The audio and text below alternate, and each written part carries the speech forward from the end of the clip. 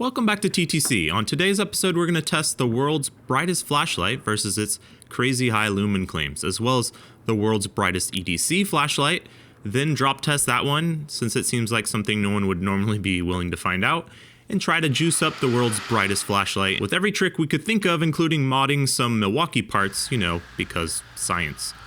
We've been testing lumen claims from flashlights, including the hilariously bold claims yet low prices of some no-name brands on Amazon, which by our testing only hit around 1.5% to 2% of those targets here with our admittedly very backyard build of a light integration sphere, though with some real lab testing to calibrate that sphere. During those episodes, many of you in the comments posed the question, what about a light that likely isn't BSing its sky-high lumen numbers and is priced accordingly? Well, alright, so we bought this Lumen MS-18, as Lumen sells the world's brightest flashlight. It's rated for 100,000 lumens and looks the part too compared to the past $40 and $50 examples we've purchased, and it should too at this price point of $670 to $700 normally. But that's not the only flashlight for today. We also got this MS-03, which is one of Lumen's latest models and also carries some bold claims, reporting to be the world's brightest EDC light, or everyday carry flashlight. Essentially a light that you can fit in your pocket, but in this one's case, not the usual 1,000 or 1,500 lumens. Powerful examples of those carry. It's 13,000 lumens, which, if it does achieve that, would still make this the most powerful light we've tested to date, assuming we tested before its bigger brother, of course. It's run off of one 21700 removable cell and takes a USB-C to recharge. And well, yes, it's small, punishingly bright too. This one costs about $130, however, which would make it the most expensive EDC light we've tested, though it's not uncommon for lights in this class to cost around this or more for much less lumens, if that lumens is your aim. Speaking of punishingly bright, the MS-18, which having many modes and displaying those lumen levels on its digital readout, basically we're just after that full throttle here, and I hope you're not in a dark room because its loud pedal brings all the lumens, and loud it is compared to most flashlights, as it has its own finned heatsink and heat tubes with integrated fan. Here's how that air circulation within the fan works with a smoke machine. Heat is a big problem with a light like this. It uses 18 of Cree's high-power XHP 70.2 chips, like the real Cree ones, not like the ones we bought on Amazon, and that soaks up a massive amount of current, which brings with it loads of heat to shed.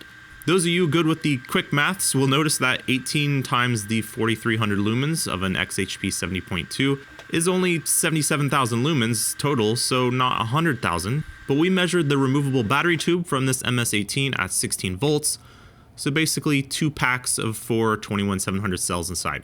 Well, the Cree chip is rated at 12 volts, and after contacting Lumen, they said their lab found that 12 volts was a conservative level for this chip, and that they do use an increased voltage output to maintain a happy level of performance, but also reliability, they say.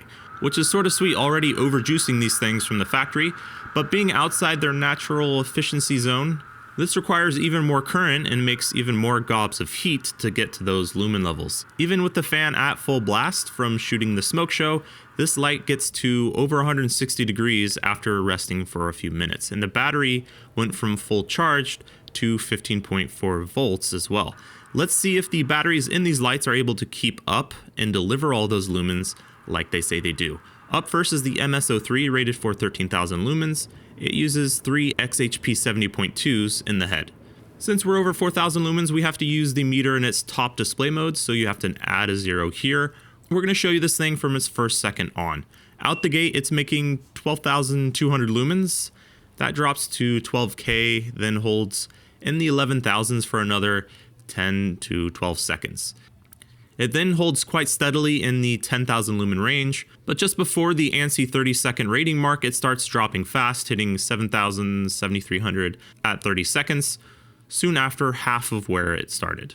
And this thing is already difficult to hold. It's quite hot anywhere forward of center on the light, so assuming a heavy dose of thermal throttling is going on here, we tried this again with a wet rag wrapped around it, just because we were curious and really didn't see any improvement. The heat is, of course, mainly happening inside at the chip and board rather than the outside.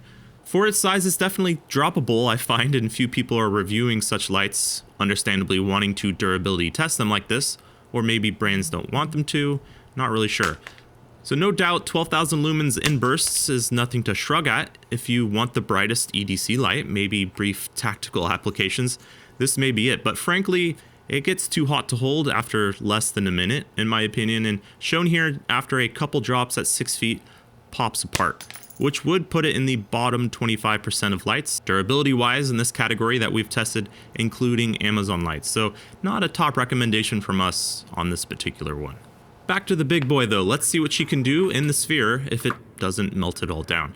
Our light meter goes as high as really anyone we could find, but 100,000 would max this thing out real quick. So we bought this variable density light filter lens to install over the meter, then dial it in until it's an easy to follow 10% of that reading.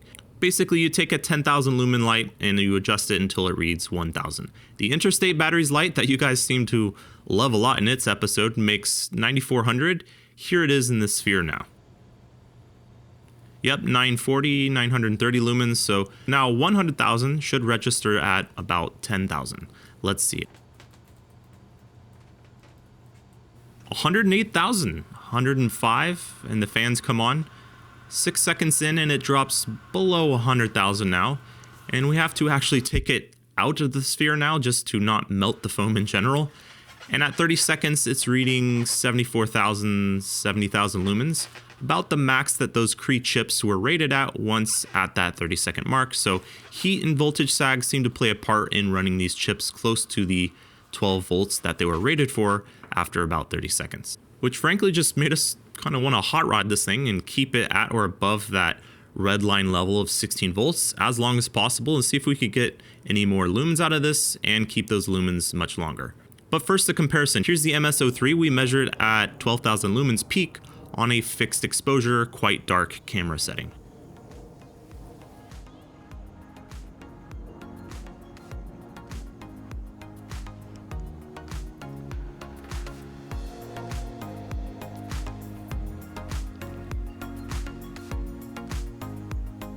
And here's the MS-18.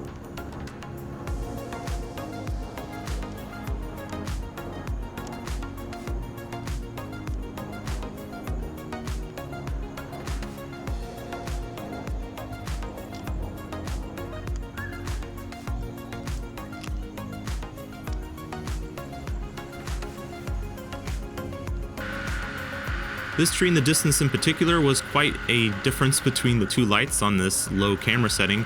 In person, both of them look brighter, but we tried to keep the camera at a setting where the MS-18 just didn't turn everything white, while it's high enough in voltage to do so, of course. The light here will display the voltage live, and it was dropping into the 13s for us.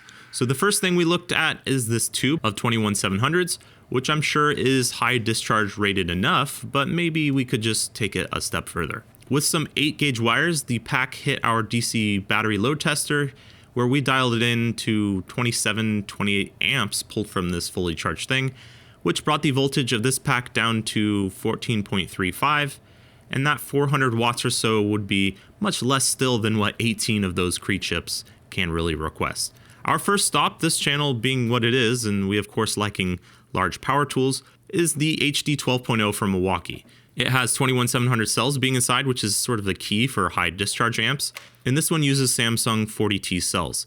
Only issue is that it's 18 volts, 20 volt max, and we found that XHP 70.2 chips do not really enjoy 18 volts. That and our current HD 12.0 is basically 1/3 dead. It dropped one bank of cells and won't fully charge anymore. So we employed the help of our friend and viewer Garrett, who has a spot welder for these batteries, to swap in new 21700 cells into this pack and bring it to a 16 volt configuration. And not just with some 40T Samsung cells, not with the even higher discharge rate 30T cells from Samsung either, but with the hottest of the hot rod 21700 cells on the market right now, the Molicel P42As. These can continuously discharge up to 45 amps a piece, 10 more than the Samsung 30Ts, which again beat the 40Ts that was inside the HD 12.0. And 4,200 milliamp hours in capacity each. So this is now a 16 volt HD 12.6 for 12.6 amp hours. so higher amps output and more capacity for less voltage sag. With this adapter on and 8-gauge wires connected directly to the battery leads, it cuts out all that small wire potential losses. The new pack at the same 400 watts drops to 15.4 or 15.3 volts under full load, which is a full volt up from the MS18 pack. And after that load, it returns to a full 16.4 volts. Looking pretty good. And we gotta have something to mount the battery to, so this rubber band rifle was an obvious choice, I feel. Just needed a model number update. So power, yeah, check. But we still have the thermal throttling to contend with if we're delivering all this over voltage for extended periods. We're only making heat worse right now. And that tiny fan inside is no longer gonna cut the mustard. So time for some turbo fans. Okay, yes, these are turbo fans, not turbos, but these are also 12 volts and we're overvolting these as well, which makes them sound very choochy.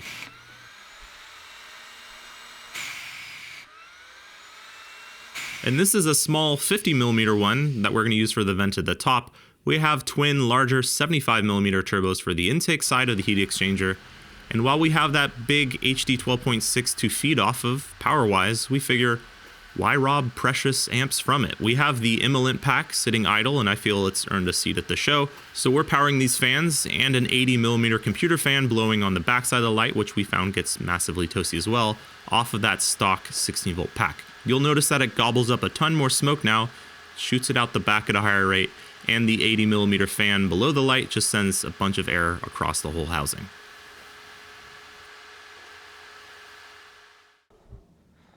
So here it is.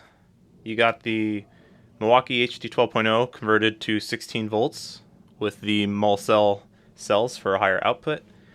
You got a computer fan, 2 larger turbo style fans, and then 1 small turbo style fan going into the top, 2 out the sides. And then those fans run off of the stock battery from the MS18. These are ground wires. You pull the trigger to start the fans, and that runs all 4 fans. There's also the fan inside the light that still works. And then it'll display your voltage on the top. So with the light on, you pull the trigger to run the fans.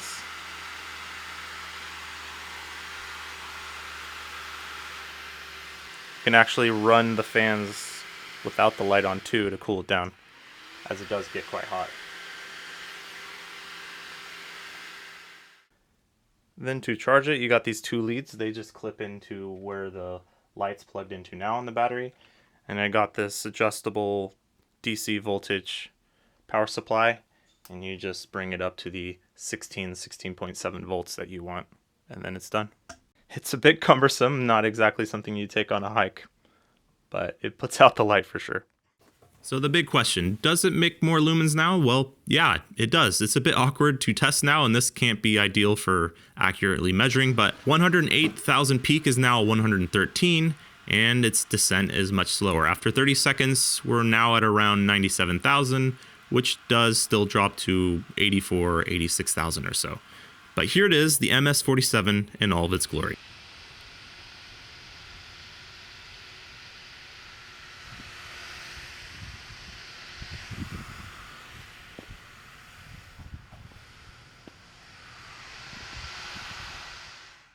It's bright, as you'd expect from the brightest flashlight in the world, made brighter and run cooler, but the voltage and the temperatures looked to improve quite a bit, spending more time at 190,000 lumens than before. For example, after this much use, it was around 14.8 volts rather than 13.3 we were seeing before, and 145 degrees Fahrenheit rather than 170.